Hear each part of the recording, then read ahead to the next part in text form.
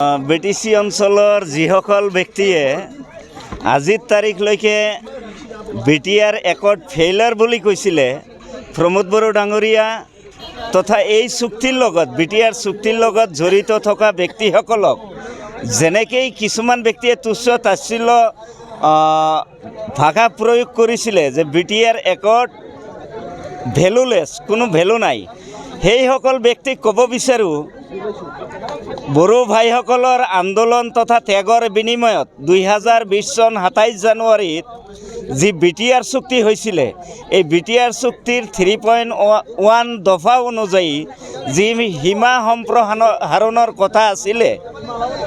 আজি তাৰিখত ধন্যবাদ দিব লাগিব এই চুক্তিত জড়িত থকা ব্যক্তিসকলক বিটিআৰ চৰকাৰ তথা নিখিল বড়ো ছাত্ৰ সন্থা আন্দোলনকাৰী নেতাসকল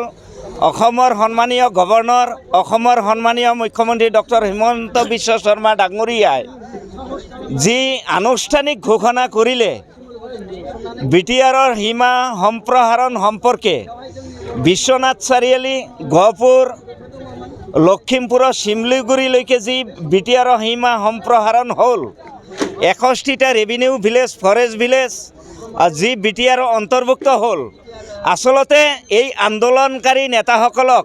মোৰ অন্তৰাত্মাৰ পৰা প্ৰথমে ধন্যবাদ জনাইছোঁ, অভিনন্দন জনাইছোঁ, যিসকল নেতাই এই চুক্তি স্বাক্ষৰ কৰিছিলে আৰু তেখেতসকলৰ ভৱিষ্যত মংগল কামনা কৰিছোঁ। লগতে যিসকল ব্যক্তিয়ে বিটিআৰ চুক্তিৰ কোনো কামে নাই বুলি কৈছিল সেই ব্যক্তিসকলে আজিৰ তাৰিখক অনুভৱ কৰিব লাগে আৰু ইয়াৰ জৰিয়তে মই অনুৰোধ জনাইছোঁ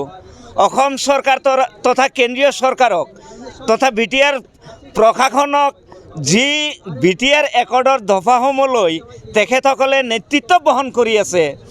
মই আশাবাদী যে আজি অকল সীমা সম্প্ৰসাৰণ বুলিয়েই নহয় বিটিআৰ একৰ্ডৰ প্ৰত্যেকটো দফা আখৰে আখৰে যি কাৰ্য কৰি হ'ব তাৰ নমুনা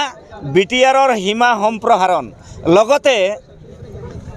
ডেভেলপমেণ্ট হৈছে নহৈছে কোনোবা চৰকাৰ আহিব কাম কৰিব সেইটো বেলেগ কথা,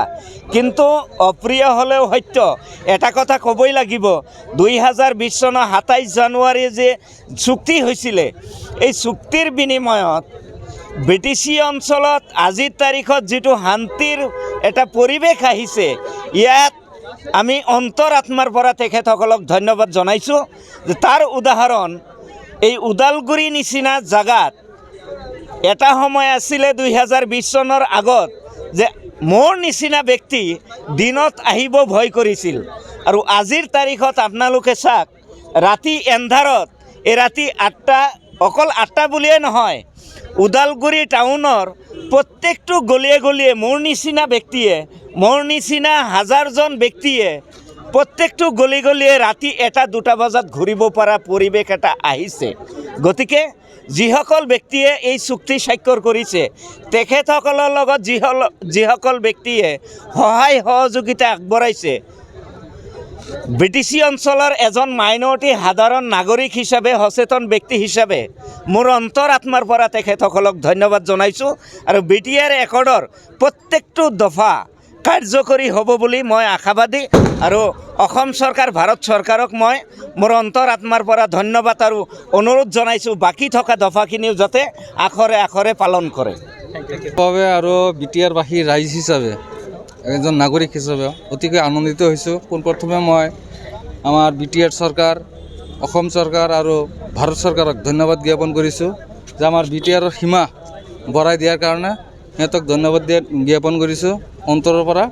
আৰু লগতে আমি বিটিআৰবাসী যিমান ৰাইজ আছোঁ সকলোৱে মিলি আমি বিটিআৰবাসীত যিখিনি মানুহ আমাৰ ভিতৰত অন্তৰ্গত হ'ল সিহঁতক লৈ আমি মিলাপ্ৰীতি হিচাপে বিটিআৰখন কেনেকৈ উন্নত কৰিব পাৰোঁ সেই হিচাপে আমি চেষ্টা কৰি আছোঁ। আৰু বিশেষকৈ আমাৰ এপছুৰ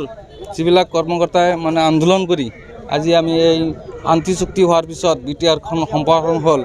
সেইসকলক ব্যক্তিক আন্তৰিকেৰে মই শ্ৰদ্ধাঞ্জলি জ্ঞাপন কৰিছোঁ। লগতে আমাৰ প্ৰাক্তন এপছুৰ সভাপতি তথা বিটিআৰৰ বৰ্তমান চিফ প্ৰমোদ বড়ো ডাঙৰীয়াক আন্তৰিক ধন্যবাদ জ্ঞাপন কৰিছোঁ।